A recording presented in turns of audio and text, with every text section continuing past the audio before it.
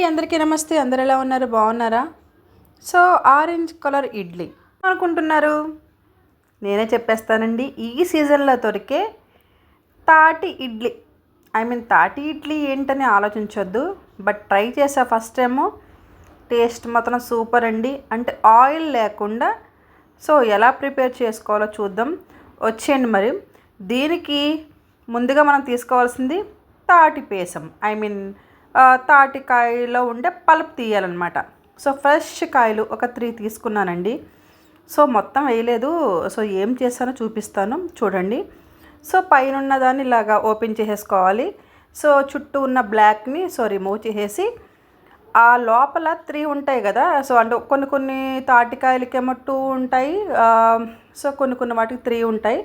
So వీటికైతే 3 ఉన్నాయండి. వీటిని ఇలా తీసేసుకోవాలి. బట్ మెయిన్గా మీకు చెప్పాల్సింది ఏంటంటే, ఈ తాటికాయ పల్ప్ తీసేటప్పుడు ఈగలు ఎక్కువగా వస్తాయండి. ఓపెన్ ప్లేస్లో ఎప్పుడు తీయొద్దు. డోర్స్ మొత్తం క్లోజ్ చేసుకోవాలి, అలాగే విండో కూడా క్లోజ్ చేసుకొని సో తీసుకోవాలి. ఎందుకంటే ఈగలు అవి వాళ్ళని మనం తినలేము, సో తినకూడదు కూడా. సో ఇలా మనం క్యారెట్ ఇవన్నీ తురుముతాం కదా, సో దాని నుంచి తీసేసానండి ఈజీగా. సో ఈ విధంగా మనం పల్ప్ తీసేసుకోవాలి. తాటిపండు ఆరోగ్యానికి చాలా మంచిదండి. దీనిలో విటమిన్స్, కాల్షియం, ఐరన్ మరియు యాంటీ ఆక్సిడెంట్స్ ఉంటాయండి. వేసవిలో శరీరానికి తక్షణ శక్తినిచ్చి నీటి శాతాన్ని కాపాడుతుందండి. మలబద్ధకం మరియు ప్రేగు సమస్యలను తగ్గిస్తుంది. ఐరన్ ఉండడం వల్ల రక్తం పడుతుందండి. సో ఇలా పలుపు తీసిన తర్వాత దాన్ని నేను మళ్ళీ మనం బియ్యం వడపోసుకుంటాం కదా, సో అటువంటి దాంట్లో నేను మళ్ళీ పల్పుని ఒకసారి సో వడకట్టినట్లుగా సో అలా చేసుకోవాలండి. ఎందుకంటే పైన ఇందులో కొన్ని పీసెస్ లాగా వస్తూ ఉంటాయి. సో అందు గురించి నేను ఇలా తీసుకుంటాను. ఈ పల్పు మొత్తం మనం ఇప్పుడు యూజ్ చేయట్లేదు. సో కొంచెం పల్పుని మనం ఇలా ఒక డబ్బాలో పెట్టేసుకొని నేను ఫ్రోజన్లో స్టోర్ చేసుకుంటానండి. ఇలా ఫ్రోజన్లో స్టోర్ చేసింది మనం ఇంచుమించు 1 year యూజ్ చేసుకోవచ్చు. నేను ఒక కప్పు మాత్రమే సో తాటి పేసం తీసుకున్నాను, తాటి పల్పు. అందులోకి 1 కప్పు బెల్లం అండి. సో ఆర్గానిక్ బెల్లం తీసుకున్నాను. 1 కప్పు పల్ప్కి 1 కప్పు బెల్లం.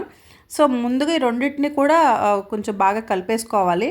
ఈలోపు మనం నేను అందులోకి ఇడ్లీ రవ్వ తీసుకుంటున్నానండి. చాలామంది రైస్ రవ్వ కూడా తీసుకుంటారు, బట్ ఇడ్లీ రవ్వతో ట్రై చేసి చూడండి, చాలా బాగుంటుందండి.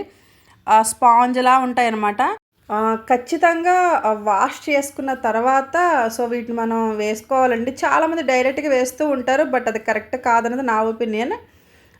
సో ఇలా వాష్ చేసుకున్నాం కదా, సో దాన్ని మనం గట్టిగా వాటర్ పిండేసుకొని సో ఆ రవ్వని ఇందులో యాడ్ చేసేసుకోవాలండి.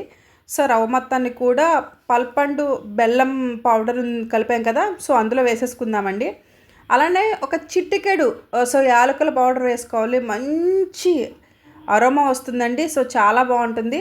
సో మొత్తాన్ని కూడా ఒకసారి కలిపేసుకొని పక్కన పెట్టేసుకోవాలండి. దాదాపుగా 4 hours నానితే చాలా బాగుంటుంది. ఇప్పుడు కలిపేటప్పుడే చాలా జాగ్రత్తగా కలుపుకోవాలి. అంటే బెల్లం ముక్కలు అటువంటివి ఏమీ కనిపించకూడదు. సో ఈ విధంగా కలిపేసుకొని పక్కన పెట్టేసుకోవాలండి 4 hours. సో 4 hours తర్వాత సో చూసారా ఎంత స్మూత్గా ఉందో, రవ్వ నాని అసలు చూడడానికి భలే ఉంది కదండి.